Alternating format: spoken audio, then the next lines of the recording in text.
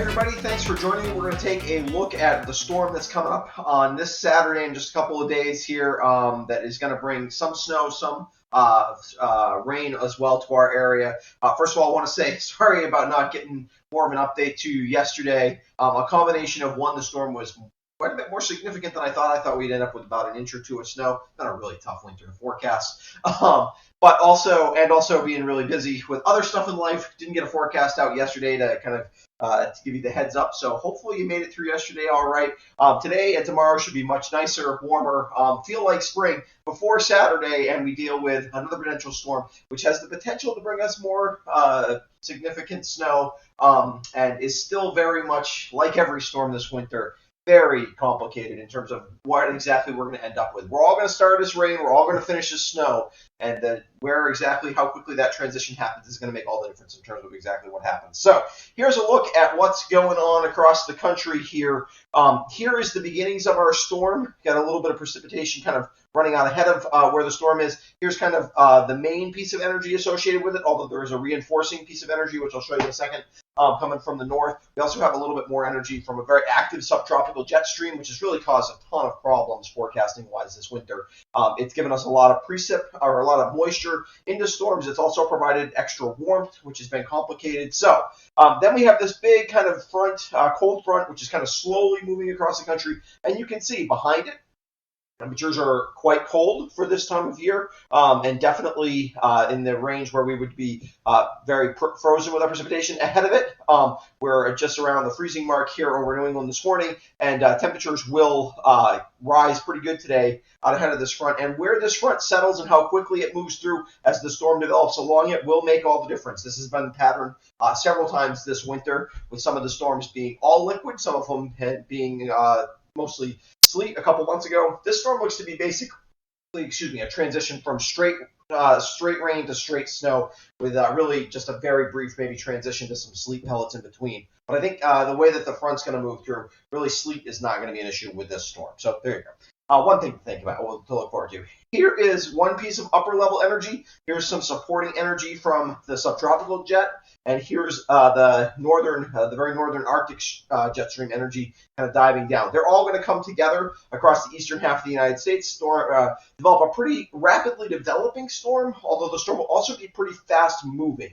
So that will limit precip totals, although it certainly could snow hard or rain hard when precipitation comes down on Saturday during the day. Also, we get to this time in March, even if temperatures are good, sun angle and things like that start to become, we have a lot more solar energy this time of year, obviously, as we head towards springtime. Although that didn't matter yesterday. We still end up with plenty of snow and relatively fluffy snow given the marginal temperatures we had. So, forecasting, it's fun.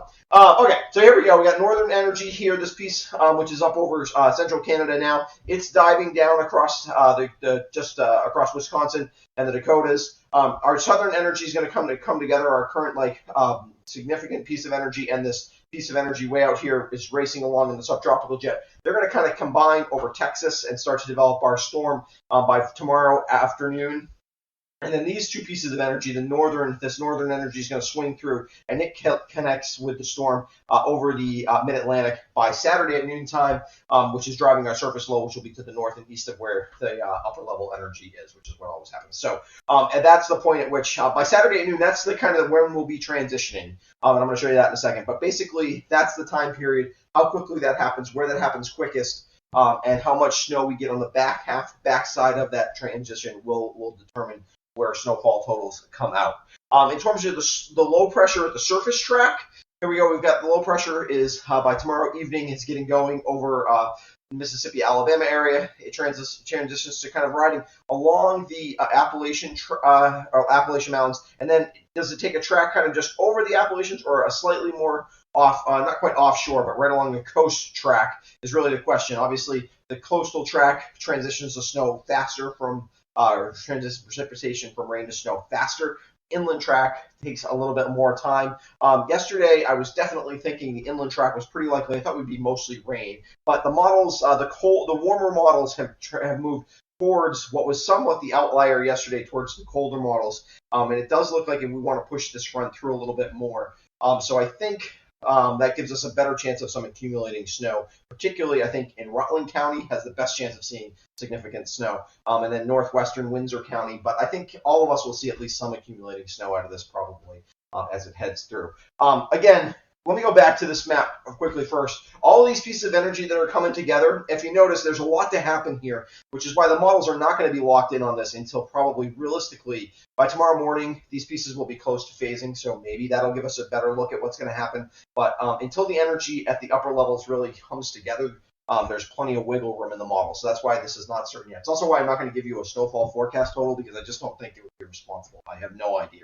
Well, I have an idea, but it would be inaccurate to give a certainty of the kind of certainty a snowfall map would provide. So here's what the precipitation is going to do, though. Saturday morning, we're all rain. And light rain probably Saturday morning. This is before the precipitation really gets going. Although to the north and west of us, if you're in upstate New York, places like that will be getting snow, and pretty good snow through most of that morning, we kind of have some overrunning precipitation along with the front as it approaches our area.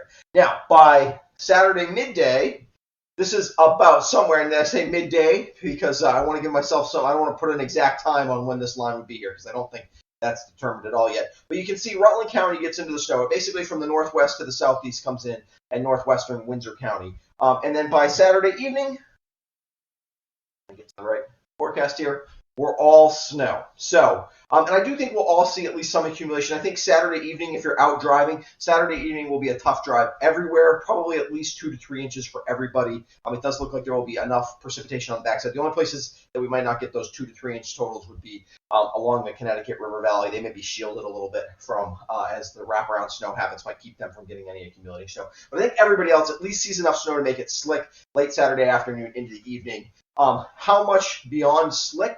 There's definitely the potential, if areas see a lot of snow, if most of the precipitation comes as snow, certainly areas in Rutland County have the chance to get over 6 to 10, maybe even a little bit more snow than that. And it could be heavy, wet snow. We'll have to work on some of the details on that as well. So that is all potentially an issue, certainly a potential for bigger snows in Rutland County. So we will, like I said, by tomorrow morning, I should be able to put out a snowfall total map for you, and we'll see if it actually comes anywhere close to being accurate. Okay. Saturday storm details. It's going to start early Saturday morning, mostly rain for all of us. Saturday morning before noon, I think most of us don't have really any issues with travel, except for maybe in northwestern Rutland County. Transition from rain to snow northwest to southeast. How quickly the snow transition happens is undetermined at this point. And we're going to have to get a little bit closer. We're going to see some of that energy come on shore, and see the models have a couple more runs at it to see what that potential for that happens is. Exact snow total is uncertain, although the possibility for significant snow exists. And really, if things move a little to the southeast, anybody could get significant snow. I think obviously the higher totals right now, and almost certainly will be in northwestern parts of southern Vermont, but that's doesn't mean that the rest of us couldn't see significant snow out of this either. Wind gusts of 40 to 50 miles an hour Sunday night could lead to a couple of power outages. I don't think it'll be as widespread as the other night when we had that line of thunderstorms move through. But I do think there could be a power outage or two. Shouldn't be super significant, but something to keep an eye on. Lots going on. I'll be back with your weekend forecast tomorrow morning, which will have obviously a lot of details on this storm. If you haven't subscribed to my YouTube channel before, I would encourage you to do so. It'll give you the chance to make sure you don't miss any of my videos. And want to give a quick shout out to my patrons and let you know if you want to become a patron, which comes with some benefits. You get a weekend forecast on every Wednesday, and there's a patron level where you can get an extended look. I do a 10-day forecast on those Wednesdays as well as there's a level at which you can get information emailed to you through basically every video I put out. I send an email if you don't like to search for if you want the convenience of not having to search for my videos when they come out. So that's your options. Thanks for joining me. I'll be back tomorrow morning to look at your weekend report.